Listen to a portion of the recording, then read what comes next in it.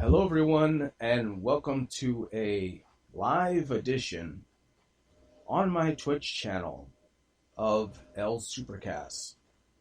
With me today is MSU Hitman. Hi there, everybody. Thanks for having me on, Ginyu. So, first question, that's a bit dated, but I don't think I had a chance to ask you.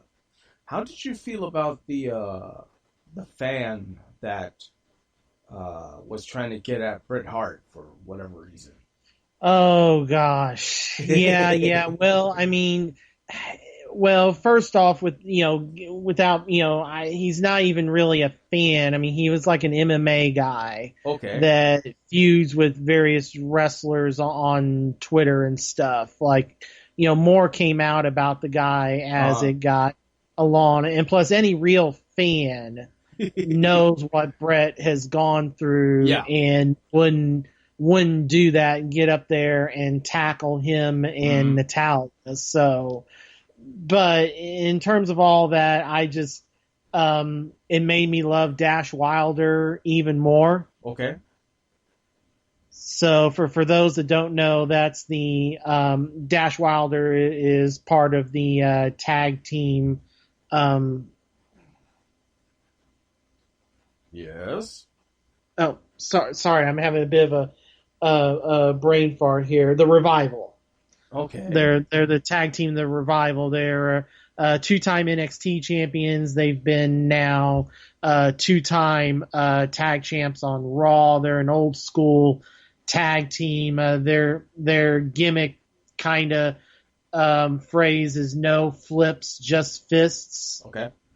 So think like a 21st century version of like the Brain Busters or the, Ole and Arn Anderson, type. They've been rumored to be going to AEW for the longest time because they've had like an internet feud with the Young Bucks. But anyway, as this guy is being, also I have to say props to Ronda Rousey's husband, who was the first one in there and subdued the guy. Mm-hmm. So he got shot in on him. But the cleanest shot was as the guy was being escorted out with all the bunch of wrestlers and Rousey's husband following behind. They walked by where the Revival were sitting, and Dash Wilder just casually got up and just cold cocked him right in the jaw. And the guy just fell over like a sack of potatoes. If you Google it, I mean, you can, it's on YouTube, it's on everywhere. Okay. And the guy just fell down, and everybody started, looking at him, and Wilder just goes right back down in his seat and sits down like nothing happened. Yeah. All right. So yeah, so that part of it was great. Everything else was terrible. So I hear you. I guess when you have certain people that like to stir the pot a bit, it's not surprising that things like that have a chance to happen. Yeah, and I mean, Brett is not in the best of health. I mean, he's a stroke survivor. He's a testicular he's a cancer survivor. Yeah. So, I mean, it's just, Brett is not in the best health. You're not going to see him, at a, be like Ric Flair and be laid out, at his birthday party or whatever, he's not going to, no matter how much money the Saudi prince could pay, you're not going to see Brett fly to Saudi Arabia and do a show, do a match. It's not going to happen. Oh, boy. I've heard plenty of jokes about like, the only reason they put that sumo guy there is because he wanted Yokozuna and not understanding that Yokozuna was dead. Yeah. Yeah, and then the now infamous Undertaker Goldberg match, which was just awful, and lucky that one of the two wasn't seriously injured. Yeah. Well, let's get back to the main discussion here. You forgot about this, but seldom do I forget topics that I bring up from the past. I told you that, and I think Steven as well, that given enough money, there would be a universal system. Now, to a certain extent, that has proven true if you look at the Retron and other things like it. A long time ago, a thing like that would not fly. But it's interesting that in this day and age, that people are more, like, oh yeah, one unit that plays 5 different things. Why not? We always wanted that. Yeah, sure. It doesn't matter if it's Sega and Nintendo. We got all the games. We just want one system. Play all of it. Makes sense to me. Yeah, I mean the big thing though with the Retron 5, it was once people dug into it, I mean the build quality isn't great. They're notorious for breaking. Yeah. And also the emulators in there. There's a reason you don't really see them much anymore, except for maybe dealers that still have some here and there. They're not being produced anymore because once people dug in there, the emulators that are in there were not made for commercial use. That's right. They're not licensed for commercial use. So, there's kind of a reason. And I mean, you're starting to see a focus more on the stuff that will, that's concentrated on a certain family. Now, like you'll have the one that's based on the Atari 2600, the 77. Is that is that like that's the same company, right? Or is it somebody else? Yeah, no, that's Hyperkin. So Hyperkin, after the Retron 5, they've done a lot of other Retrons where they're HDMI, and they will concentrate on like one family, and they won't be, they'll be like reimagined versions of hardware. There won't be any emulators in there. So like I personally own their NES and Super Nintendo versions. Okay. Where they're just, little tiny consoles that accept the cartridges. Yeah. And you plug them in and go. There's nowhere to put in an SD card to do like, let's say you wanted the Japanese version of Chrono Trigger instead of the American one because it's 1/10 the price. Well, you can do, with a Retron 5, you can get English file, put it on an SD card, throw the SD card in the back of the Retron, and that loads up with the game, and then boom, you have an English version of Chrono Trigger for 1/10 of the price. Mm-hmm. So I mean, that there's still stuff sounds like that shady to me. Well, I mean, it's not shady. I mean, you're downloading a ROM file and it's replacing the Japanese text with English, because I mean, all the Retron 5 does is it loads the ROM. Okay. But to where it was legal to be sold at retail, you can't put ROMs on it. It downloads the ROM from the cartridge. Oh, all right. Okay. Loads the ROM so into that's the fine. It would be nice to. I played the game a long time ago. Sweet Home for the Famicom. The grandfather of Resident Evil, I suppose, because Capcom was like, they had the whole thing about item management and horror and stuff like that. And, there are English translations of that game. So, that game is still popular because, of its history with it. The movie, not so much. That was a Japan-only thing. Okay. But I thought it was hilarious that, at certain conventions, you may see it. And that is one of Capcom's, I believe Capcom's, I'm not sure if it's their first attempt for a horror, but it's definitely one that stood out. Everybody was like, whoa, this is something different, this is, wow, and it's like, it's so what game is it? Sorry, I don't remember this game. When you have a chance, take a little time in your computer and Google Sweet Home for the Famicom. Okay, now I remember.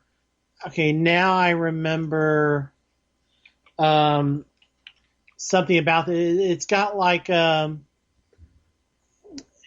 it's like a third. It's like it looks like a JRPG. I mean, camera wise, it looks like a Fantasy Yes, Star or whatever. that is Because correct. like because it's like a top down. You're walking Mhm. around, and then the combat, quote unquote, is first person. Now, characters stay dead in this game. They do not come back. Okay, So if your character permadeath. dies, that's it. And the only way, I don't know, it's not really a spoiler alert because the game's so damn old, but the only way to get the good ending is that all your characters are still alive. It's also Okay, easier that way if they're all still alive. It makes more sense. right. It's just one of those Famicom classics that has an interesting history. That would be, something that if they ever did a Famicom classic, slap that in there. Why not? That's one of the or a Capcom classic cartridge that has like all these different Capcom games in it.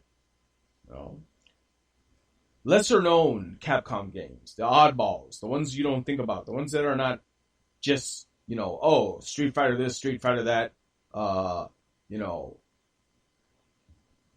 think Final Fight was Capcom too, if I remember correctly.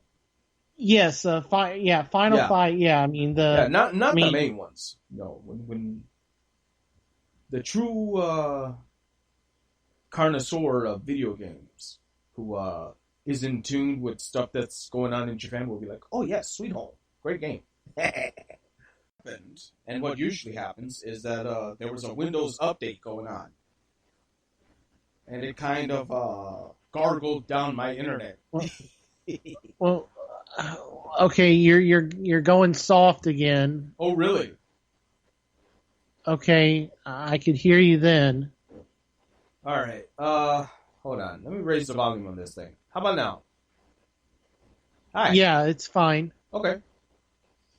So let's see here. I think we lost connection when I was talking about. Oh yes, there's not gonna be just one, not two, but three minis for the TurboGrafx 16. You went away again. Wow. This is ridiculous. Hold on. Jason, how about now? Hello? Jason? Can't hear you. Really? What is going on with this thing? Hold on. Test, test. 1, 2, 3. Microphone test. Test, test. 1, 2, 3. Microphone test. Jason, come in. Hello? Yes. Oh boy. Jason, can you hear me? Oh, dang it. Oh, man.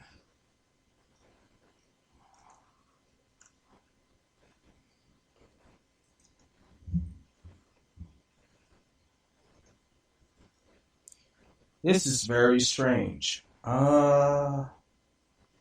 know what? I'm going to fiddle around with my... Hold on a second. You know what? Hold on. Let's try something. Wait a minute. Give me a sec here.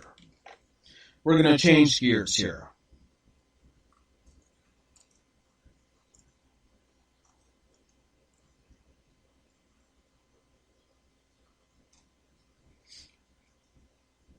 Hold on.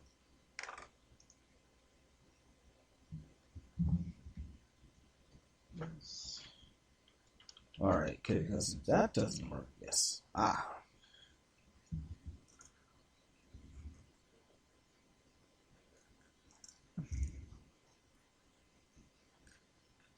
All right, hold on a second, people. I'm going to send Jason a link.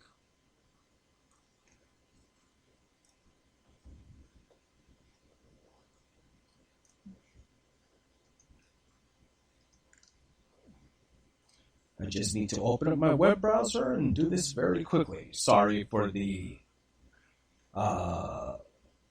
problems with technical stuff while being live, Skype is not the most perfect thing here. And, I figure... Oh, boy. I figured that,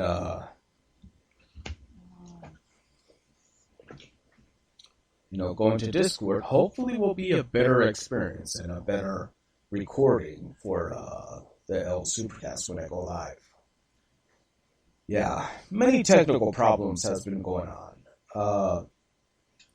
My computer, as you can see, sometimes just doesn't want to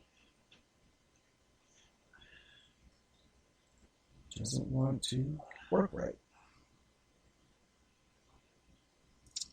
So let me just send this to Jason, and we'll record this.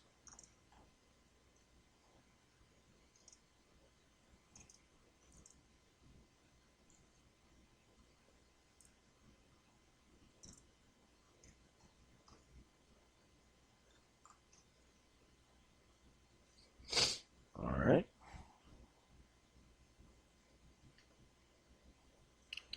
Okay. All right. So let me just over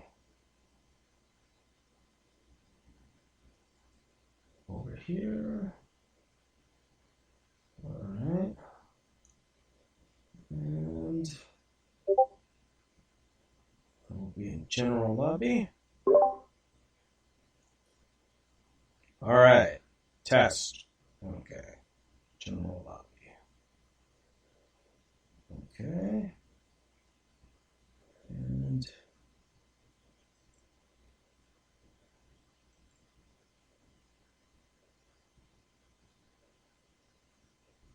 all right. Hopefully Jason sees that there.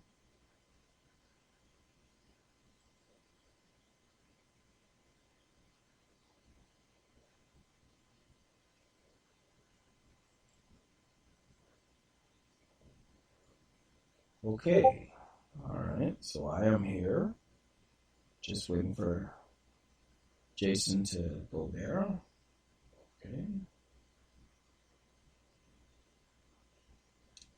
All right.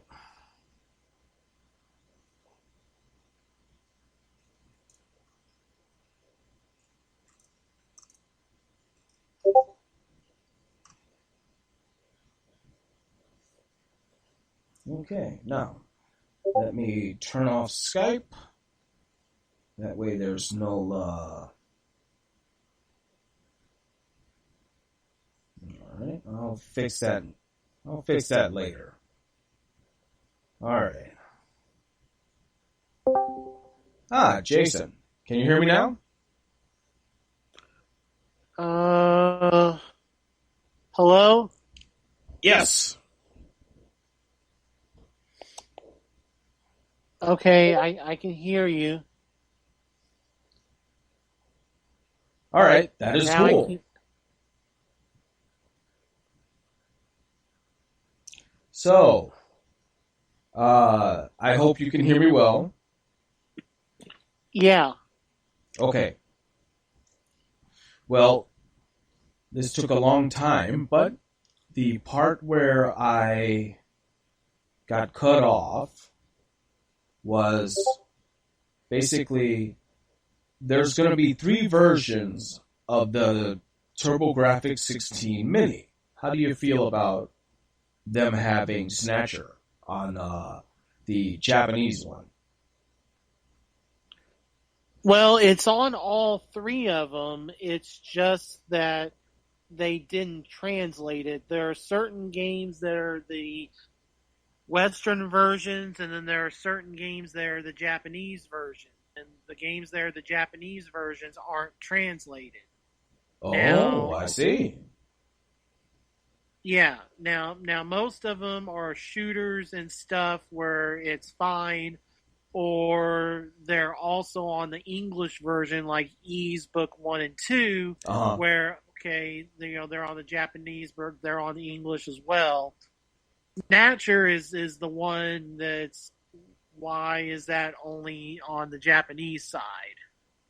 Because that game would be unplayable unless you knew the language. Well, unless you were a previous owner of it, like yours truly, and know how to work the system. Yeah, okay, yeah. I guess that's true, yeah. But the only thing that I see now that would be difficult for other people would be trying to figure out that one section of Snatcher where you have to input Olene's, or was it Queens? Yes, Queens, the word Queens in the computer for searching for the right hospital. That's the one part that I remember that would throw people off, because you have to know the Japanese text definitely for that thing, or you could be stuck there for hours. Okay, all right, you're breaking up a little bit. It's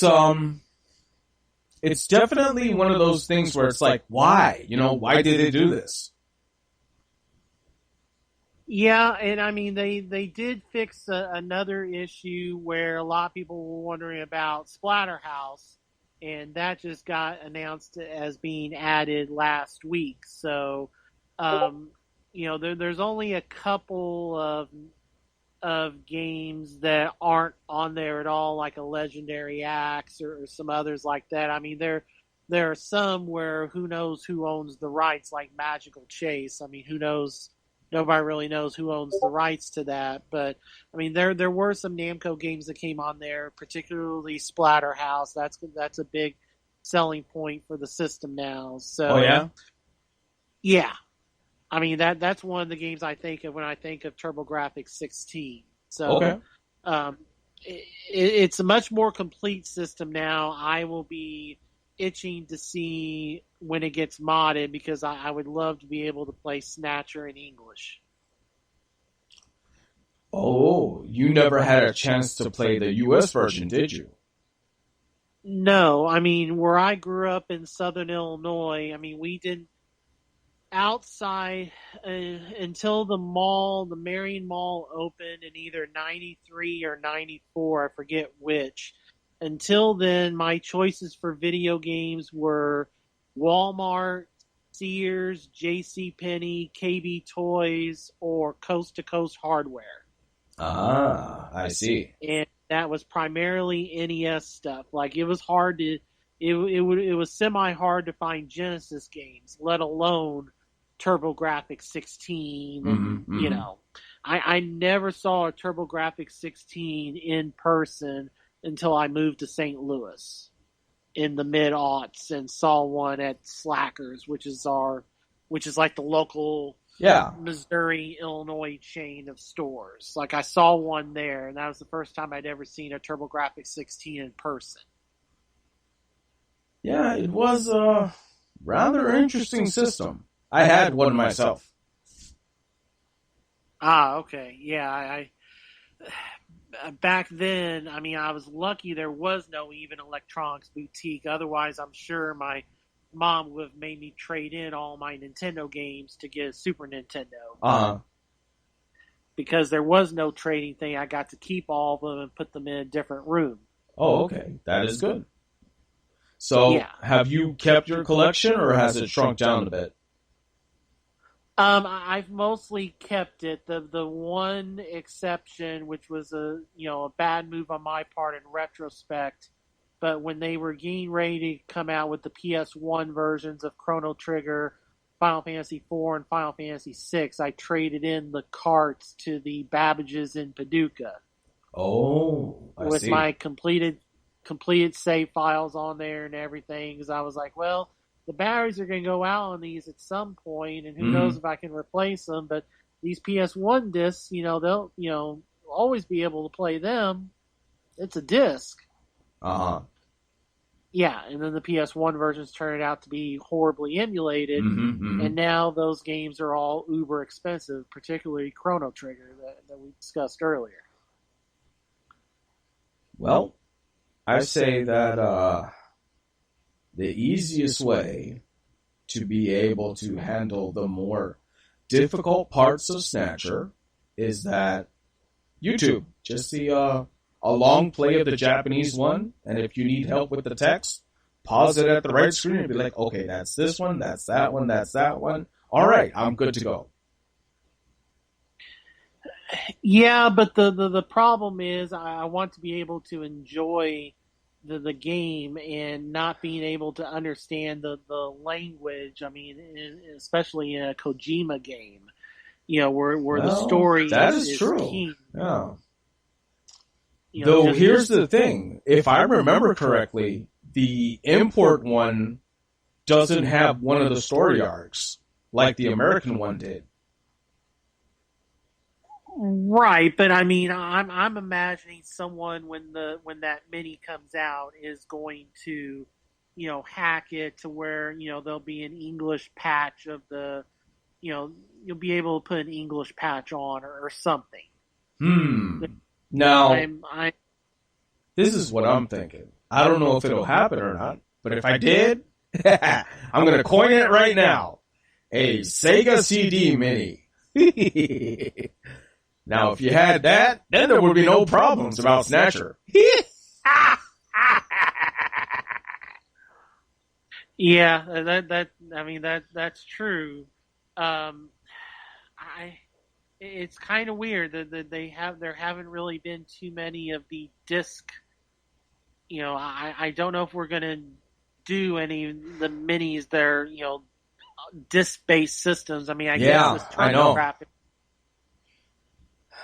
It's tough, man.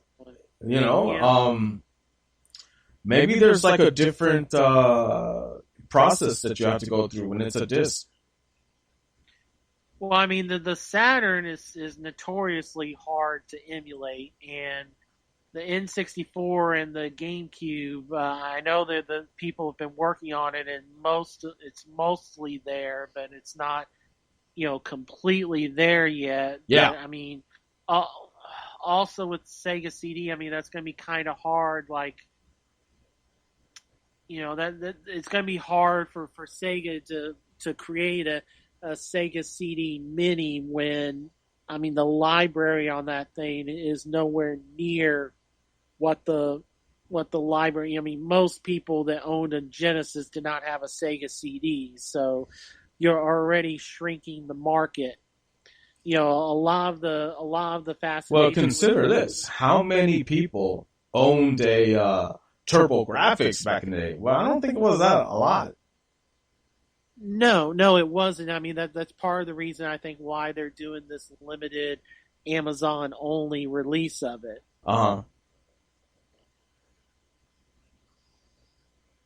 Well, I think that if the people demand it, and Sega or whoever else is going to do it sees that, oh, we can make money off of this, it may happen. We may get a disc version of a mini and see what's up. Yeah, I mean, it would be interesting. I mean, well, see, the thing is, like, a lot of those games have been re-released. I mean, Snatcher and Police Knots are kind of like the two. I think Konami would make more money just releasing those as downloads for Switch and PS4 than they would, because like all the other games on the Sega CD of note have been ported somewhere else. I mean, not the wrestling games or stuff like that, but like Lunar 1 and 2, there were superior ports of that on PS1. Yes, Lunar 1 and 2. Such a great combination. Yeah, and stuff that is nostalgic and maybe not quality, but nostalgic, like your Corpse Killers and your Night Traps and stuff like that. Those are being ported now to PS4 and Switch. So I I just don't wonder. know if the I wonder if someone would do like a working designs collection as a download. That would be pretty interesting. yeah, the issue is who owns that library? Like who owns Well, working designs who would legally be able? did a variety of translations to many different games. Not a lot. I want to say like for Sega CD, well, there was Popful Mail, I think, was working design. Definitely Lunar 1 and 2. Um, I'm not sure if that one. Well, that one was an RPG, but I don't remember if that one was working design as well. And I'm pretty sure that Magic Knights, Ray Earth for the Saturn, that was translated by working designs.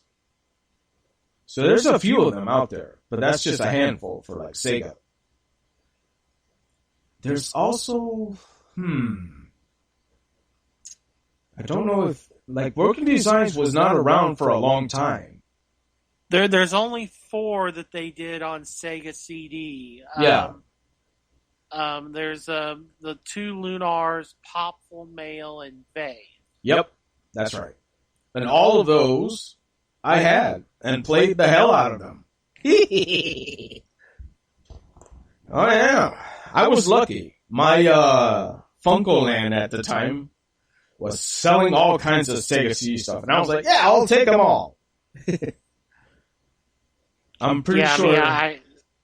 I'm pretty sure that's the same shop where I also picked up for only $40 or $45 a brand new copy of Snatcher. And little did I know that brand new copy would someday be worth exaggerated prices for only God knows why.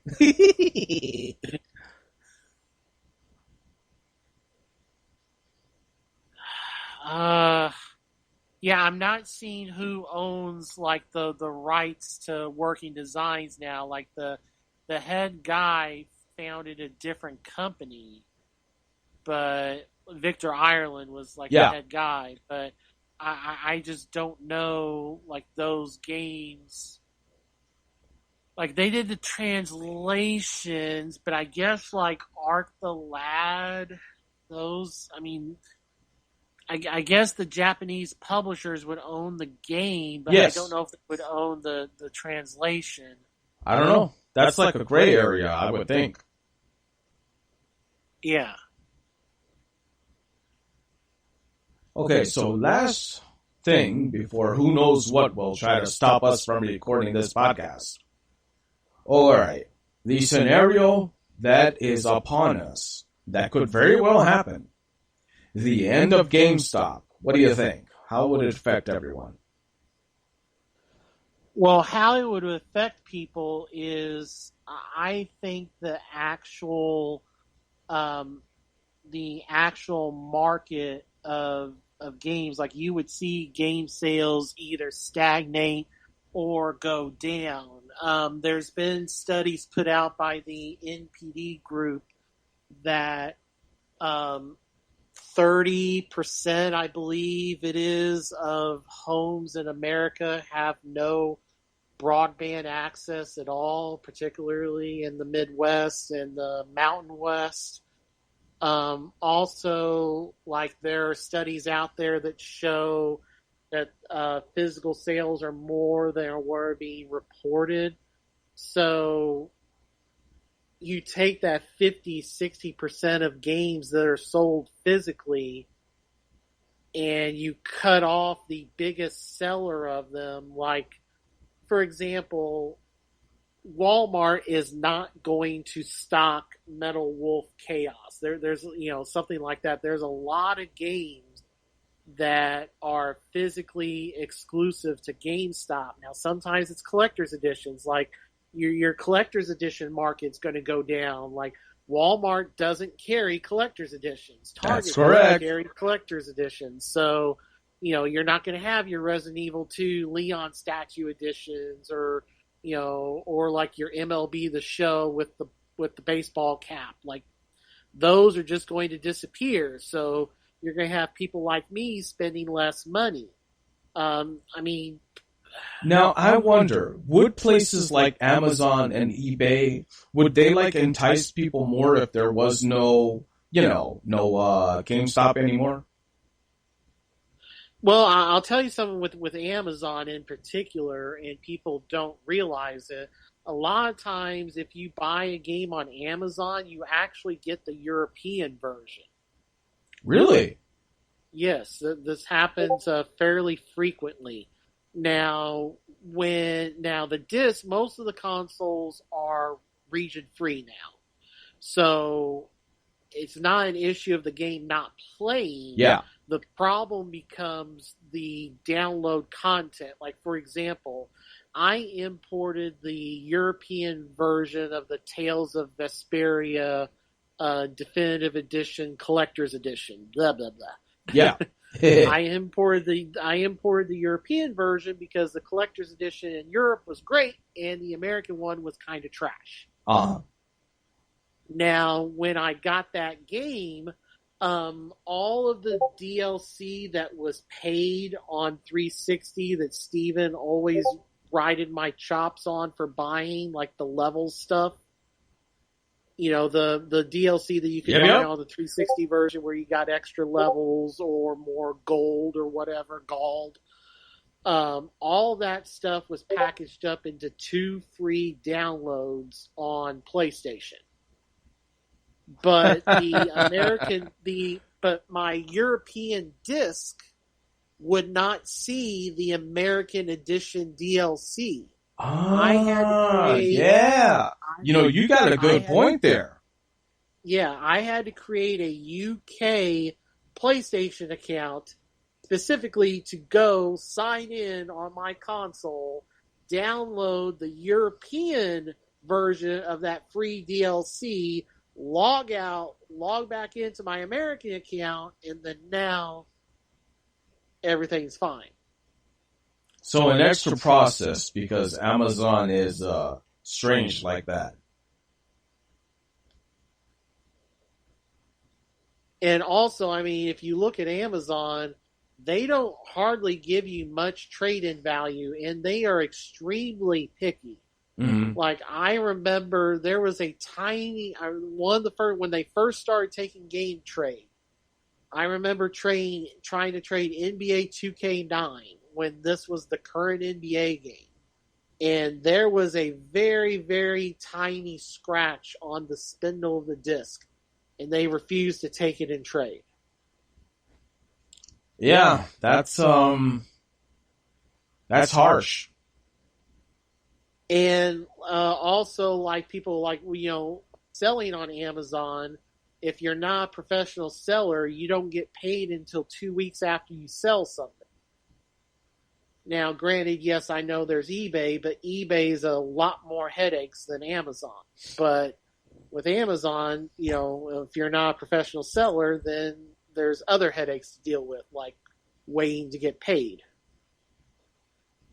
So, like right now with GameStop, they have a promo going. You always have to wait for the trade promos at GameStop.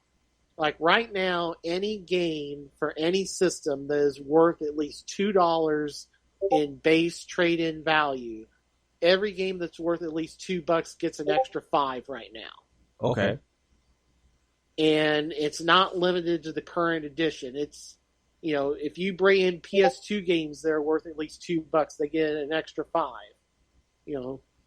GBA, Nintendo, whatever. Anything that GameStop takes, any game that's worth at least $2 gets an additional $5. Interesting. Well, you know what? Thank you for enlightening me about the whole Amazon thing. Now, I wonder, since it's the European version, don't you have issues with your TV with like PAL and all of that kind of stuff? Not anymore. Not anymore. Because everything's HDMI. HDMI is a worldwide universal format. Oh, okay. All right. That's fair enough.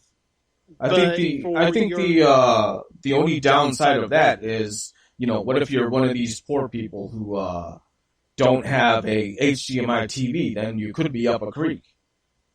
well, I mean that's a console thing. Like, that's all the current consoles. Yes, I mean that's an issue, and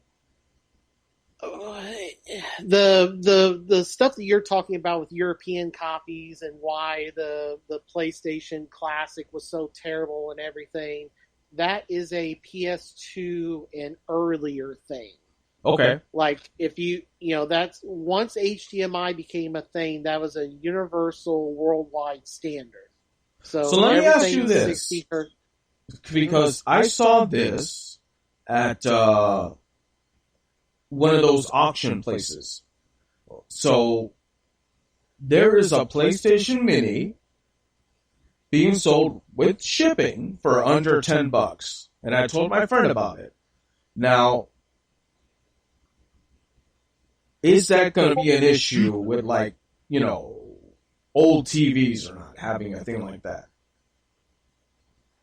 Well, see, the thing is, the ROMs that are on the PlayStation Classic by default, a third of them are the European ROMs, and that's part of the issue. Part of the reason why it didn't sell is because stuff like Tekken 3, when you're playing it on an American system, it moves like molasses.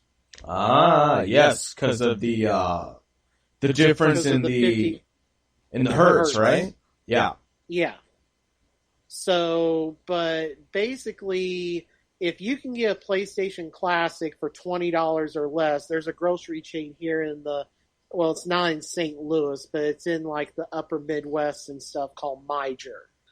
They're selling the PlayStation Classic this week for $15. Oh, really? It's like you can get it for 20 or less easily. Okay. If somebody still has it. It's worth it for that, just for the sheer fact it doesn't take long to look down the YouTube rabbit hole and figure out what all to load up onto a USB stick, throw that into the other controller port, and hack the thing. I'm not looking to get it myself. I have way too many retro systems. Thanks to my friend, which I don't know if I should still sock him one, and he's like, hey, I have a PS2 now. And I'm like, you son of a... I didn't want that system to begin with. And now I have to... boy. Yeah, so me being in the beginning, a Nintendo supporter, and later on in my life, a Sega supporter, now has to support Sony. Well, I mean, the thing is, the PS2 library is not the GameCube or the N64. Most of the stuff, especially given the 130 million consoles sold, and up to million copies, a lot of the popular games are cheap, especially ones that got remastered. Like stuff like your Final Fantasy and Kingdom Hearts is under $10 now on PS2 because people just get the PS3 or the PS4 versions. Yeah. So, and then same thing with like your Grand Theft Autos and stuff. The only time PS2 gets to be an issue are the games that haven't been ported, like your Tales of Abyss. There's the 3DS version, but the big dog ones are like your Rule of Rose and your Haunting Grounds, especially you being a horror fan. Those are like several $100 a piece. Well, that's not surprising that some of them would balloon up in price. Yeah. So, yeah, stuff that hasn't been remastered, that's the dot hacks, for example, like the original dot hack quadrilogy is still up there, especially if you have the games complete and with the original case. But the GU trilogy, the value of that has dropped because they remade it on PS4 and added a fourth chapter. So the GU games aren't worth as much. They're still worth a little more now. They've gone back up a little bit because the physical copy of the PS4 version's out of print. So those PS2 versions are upticking a little bit, but they're not where they were. All right. So, do you have any closing statements for the death of GameStop? GameStop, should I even do store credit at GameStop or they'll close? No. GameStop is not going to close. I would say that GameStop is fine for this year and is fine for next year because people are going to, like right now, every Facebook thing that, group that I'm in, go to GameStop to get the new system. It only costs you $75 when you trade your old one. There's going to be that effect for people wanting the new version of the Switch. You're going to have that next year with people wanting the PS5 and Xbox, whatever. Mm-hmm. People are going to trade in their systems. They're not going to want to try to sell them on eBay and try to, get the money for them because you're either going to have to sell them early and not have a system until the new one comes out, or you're going to join in the mad rush of everybody trying to sell in November and the price will plummet and people will just want to trade it in. Yeah. So GameStop is will survive this year. GameStop will do all right next year. I think late 2021, 2022, let's start looking at things. Okay. But that's your opinion. I think that you may be right, because I don't see people, after the 5th version of the PlayStation and whatever the hell Microsoft's going to come up with, I don't see them being in tune to pick up a new system so fast after that. Yeah, I mean, the other thing is GameStop does not have the debt that Toys R Us did. Now, is GameStop losing money? Yes. But GameStop sold off a lot of their ancillary businesses that they were trying to diversify with. Is GameStop healthy? No. Are they in imminent danger of closing? No. They don't have the debt the Toys R Us did because they're still, they're publicly traded, but they're still, private, they're not owned by some investment group. Okay. Well, Jason, the last question is upon you. A website that you would like to give props to before we get the hell out of here. Oh golly. Let me see here. You kind of put me on the spot. I always do. And remember, it always happens for each cast. I don't see how you remember this. Right. We'll go with cardkingdom.com. They're the biggest tabletop store on the West Coast. They're in the Seattle area. They sponsor a lot of the Magic the Gathering content creators out there. So I'll do my unpaid plug for them. All right. Fair enough. And with that note, this is an end to a technically gremlin full, but hopefully still audible live edition of El Supercast. Take care, everyone. Goodbye.